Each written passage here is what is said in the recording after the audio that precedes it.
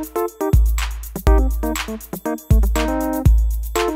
had to kind of change what I was going to talk about tonight because when I got here, they told me not to make any jokes about UCLA football. Go ahead. No. They were afraid one of the players might be here, and I'd end up being the only guy hit all year.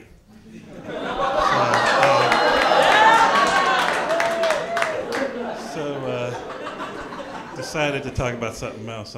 I'm from Indiana, which Big Ten country. Yeah. Just found out that Joe Paterno, Penn State coach, finally decided to retire, 84 years old. Turns out I just can't take a punch anymore, you know? Man, yeah. But I had a tough time in school, though. College was rough because, from the time I was growing up, when I was a little kid, I had a speech impediment and a reading disability. That's not the funny part, man.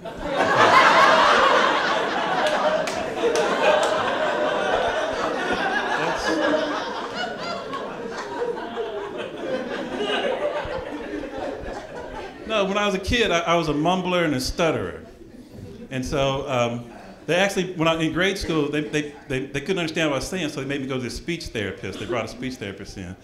Of course, back in those days, they didn't have any black speech therapists. That's why I sound like this.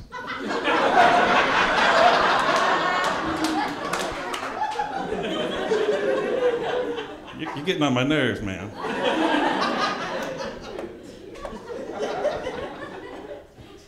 Anyway. I had a reading disability too. Of course, back in those days, they didn't even have a name for it. You were just stupid, you know. Found out I was dyslexic when I was 12 years old, when I was 21 years old, and they told me.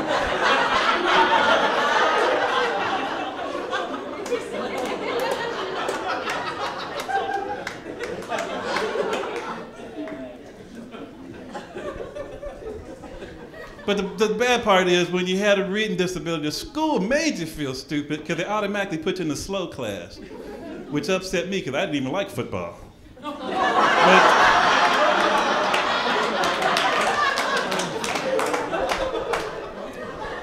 It almost worked out though. I almost got a scholarship, but I blew it at the last minute because I learned how to read. And, yeah. So UCLA took back the offer.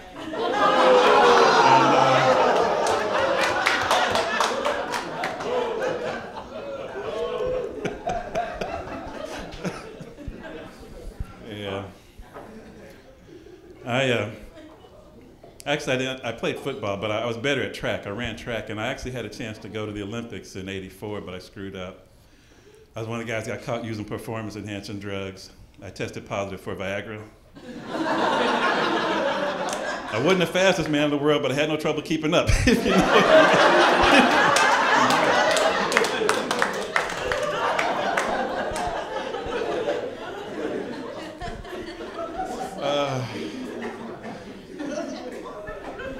Yeah, they knew something was wrong though, because I won every race by 6.5 inches. And, knocked over every hurdle. Boom, boom, boom, boom, boom, boom, boom, boom, boom, boom. Worst part was having to ask for a bandage after every race, you know. Kept getting splinters from the hurdles. You know. Yeah, I had a bunch of little woodies. That's an Olympic term, little woodies. Okay. Finally, I did graduate finally. And first job I got out of college, I got hired as a pharmaceutical rep. And then I got busted. 5 years for that. No, actually I was. The first drug I sold was Prozac. Remember Prozac?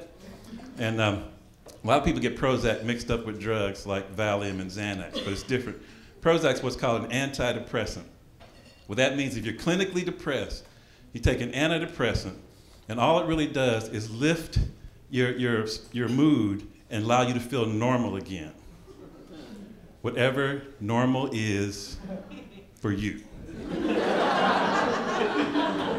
Sometimes that's good, and sometimes you end up playing football at UCLA.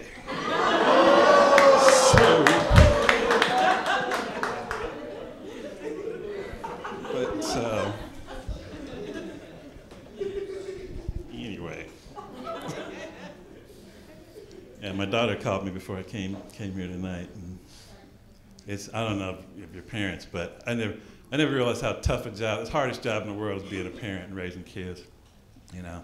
And my parents did great because they raised 6 kids and they didn't kill any of us. There were 6 of us. They could have killed one. Nobody would have missed one, you know. And I wasn't a bad kid. My father never had to hit me. It was just sort of a hobby. Like roughing me up a little bit. But he only hit me in public one time because his policeman saw him, took him down to the station, made him fill out an application.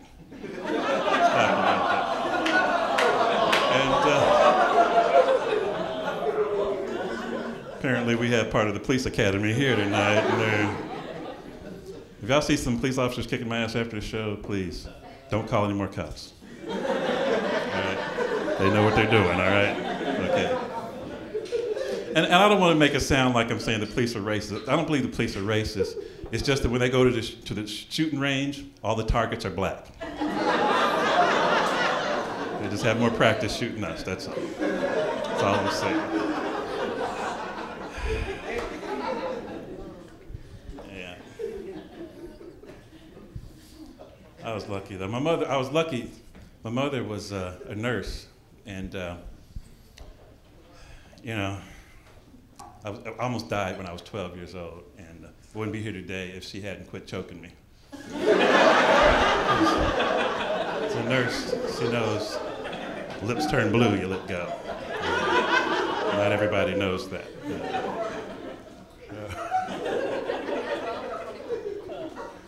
Anyway. And I had 4 brothers, and they kept me out of a lot of trouble. But I hated sharing a room with my oldest brother because he always got his way. He always got the best clothes. He always got to sleep, you know, up on top, which wasn't so bad after we got bunk beds. And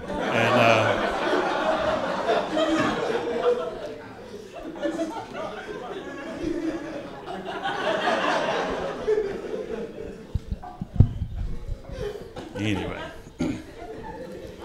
I was watching CNN a couple of weeks ago, and they did this report on the tobacco industry and how it's changed over the years. How they used to lie about how addictive cigarettes were, and because they showed back in I think it was in the 90s, the presidents of the tobacco companies testified in front of Congress.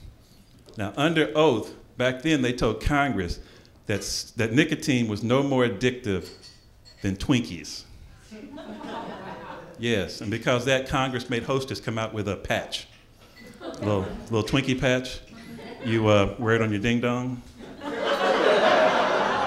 Of course, women have to put them on their cupcakes, but be careful though. It might make it look like a ho-ho.